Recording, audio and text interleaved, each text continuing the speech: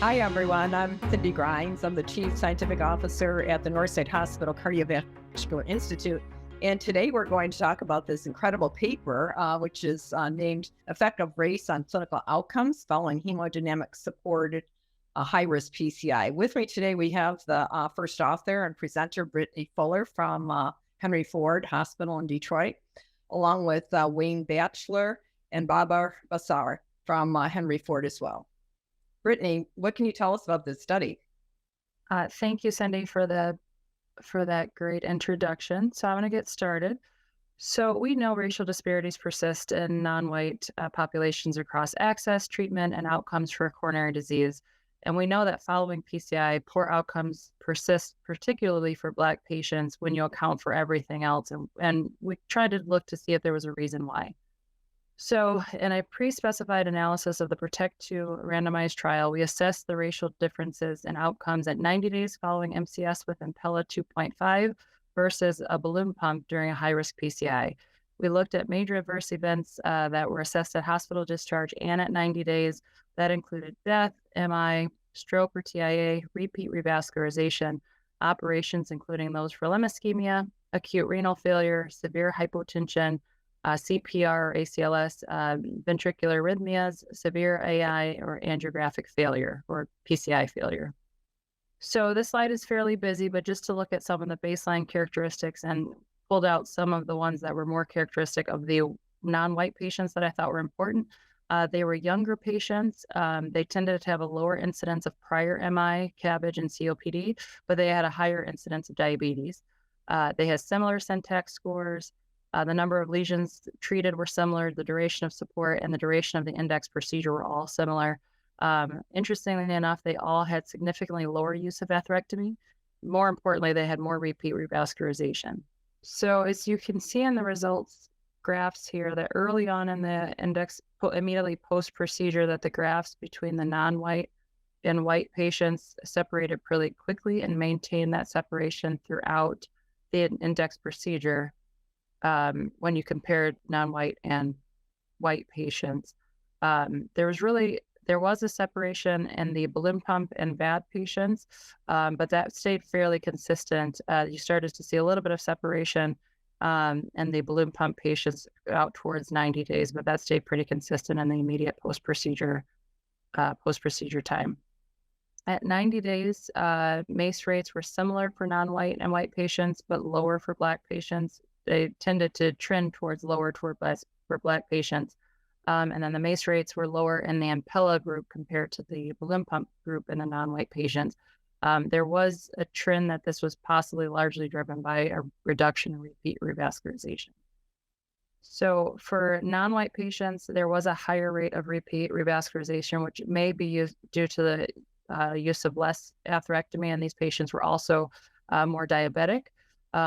One thing that we potentially hypothesized was that when you used Impella in the non-white patients, they had numerically lower rates of repeat revascularization compared to those with balloon pump. And maybe this just allowed for better lesion preparation or more hemodynamic stability, which is why they were allowed to do a little bit more atherectomy compared to the other groups that they actually use the Impella. Okay, so historically, we know that Black patients tend to have worse clinical outcomes following PCI. They have more risk factors at younger age. They're less likely to undergo revascularization, whether that's PCI or CABG, compared with white patients, regardless of their insurance status. But however, in this study, outcomes were better when MCS was utilized.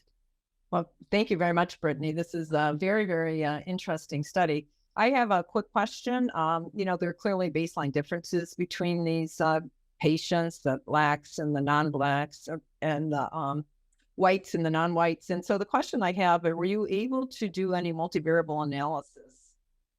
No, it was a very small subset of patients, so we did not do a second multivariate analysis. Right. Okay, good. I also wanted to compliment you on the number of patients, minority patients you have enrolled. It seems like about 1/4 of your population is minority.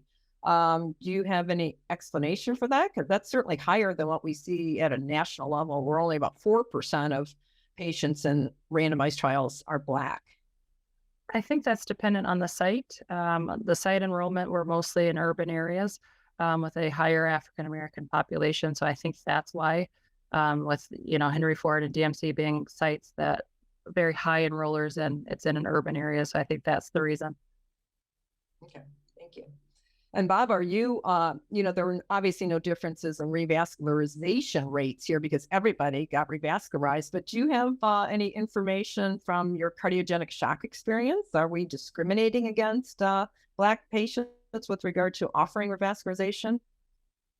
Well, there was a really nice paper that we helped to write, led by Lina Yakub, where we looked at outcomes in patients with cardiogenic shock and looked at the rates of revascularization, hemodynamic support, and even simple things like the use of a Swan-Ganz catheter, all of which were dramatically and significantly less in minority patients and women. So I think the evidence is there that we aren't treating these patients equally.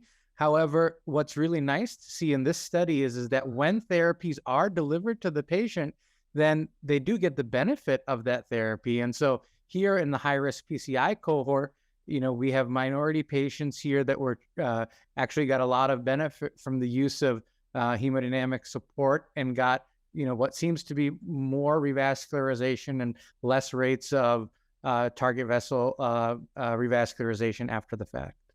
And Wayne, you conducted the Platinum Diversity trial. What do you think about this particular study, and anything stand out? Yeah, first of all, I want to congratulate Brittany and the research team and the co-authors for doing this study. It was a pre-specified analysis, which is important to point out. So folks were thinking about this ahead of time. The results are very interesting. They're thought-provocative in a number of ways. This is the first study I've personally seen where we're seeing improved outcomes in Black patients treated with PVAD versus IABP. So that's a good news story, but I think we have to understand the reasons for it. I think it's very likely due to differences in baseline characteristics, but there are some hypotheses around whether or not the degree of support, the extra degree of support in Black patients provided by Impella allowed for more complete and better procedures. So I think it's extremely important work. We're just peeling the onion in this arena because the number of studies in high-risk PCI that have looked at outcomes according to race and ethnicity is extremely limited. And this is one of the first studies I've personally seen outside of the cardiogenic shock realm, but in the elective high-risk PCI. So congratulations. And I would also comment on how rich the population was. This was much more diverse than what we see in regular PCI studies. On Platinum Diversity, we enrolled only women and minorities, and that was the only way that we had such an enriched cohort.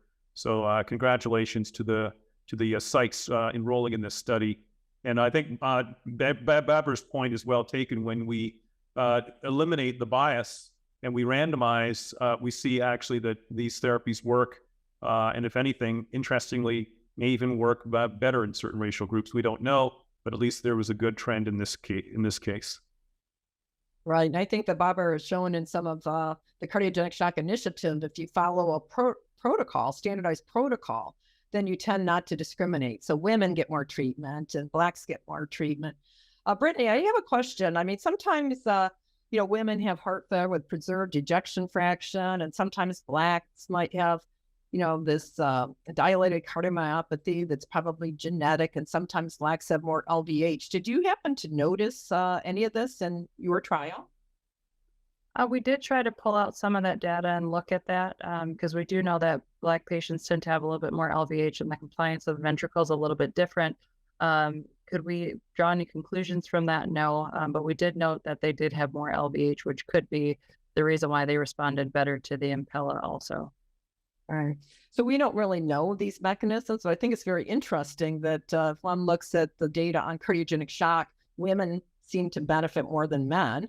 And now it looks like Blacks seem to benefit more than whites in the high-risk PCI subset. So it raises the question, is ejection fraction the wrong thing that we're looking for? Perhaps this issue about putting a right heart cath in and determining other parameters might be a better indicator. Well, I just want to finish with reminding everybody that SCAI did publish a paper. Actually, both Wayne and I were co-authors on this, but it's racial and ethnic disparities in the diagnosis management of patients with heart disease. And it was published in 2021, and should be on the SCAI websites. So take a look at that if you're interested. And Brittany, congratulations on an amazing study, and thanks to the panel for participation.